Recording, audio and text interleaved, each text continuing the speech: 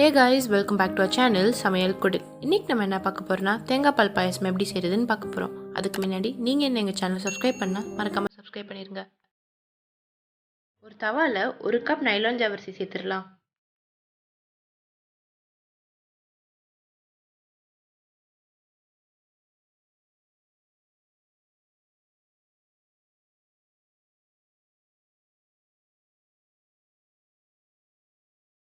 ஜவ்வரிசி இதே மாதிரி புரிஞ்சோன்னே இதை எடுத்துடலாம். அதே தவால 3 கிளாஸ் தண்ணி சேர்த்து கொதிக்க விட்டுறலாம்.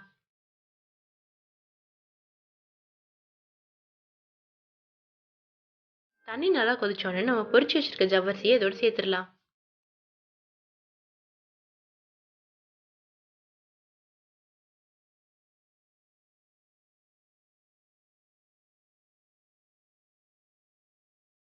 ஜவ்வரிசி அடி பிடிக்காம இருக்கு, அது வேகிற வரைக்கும் நல்லா மிக்ஸ் பண்ணிட்டே இருக்கணும்.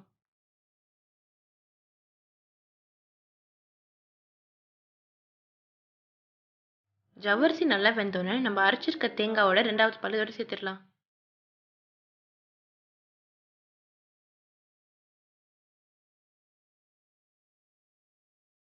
அடுப்பை லோ ஃப்ளேம்லேயே வச்சு இதை நல்லா மிக்ஸ் பண்ணிடலாம்.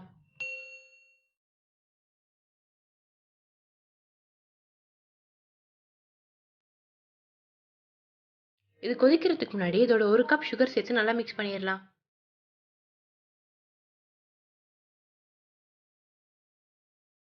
மூணு ஏலக்காய், 1/4 ஸ்பூன் ஜீனி ரெண்டுத்தையும் ஒன்றா சேர்த்து பவுடர் பண்ணி இதோட சேர்த்துடலாம்.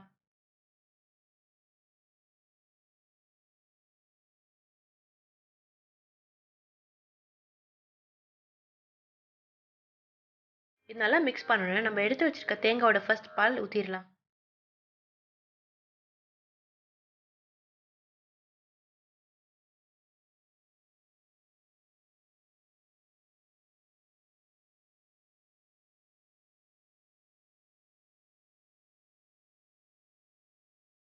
இது 1 நிமிஷம் நல்லா மிக்ஸ் பண்ணணும்னா ஸ்டவ் ஆஃப் பண்ணிடலாம்.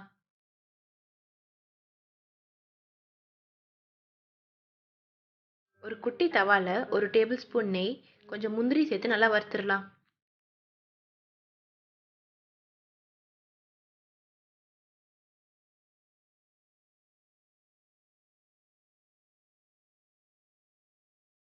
நம்ம வறுத்த முந்திரியை நம்ம ரெடி பண்ணி வச்சிருக்க பாயசத்தோட சேர்த்து மிக்ஸ் பண்ணிடலாம்.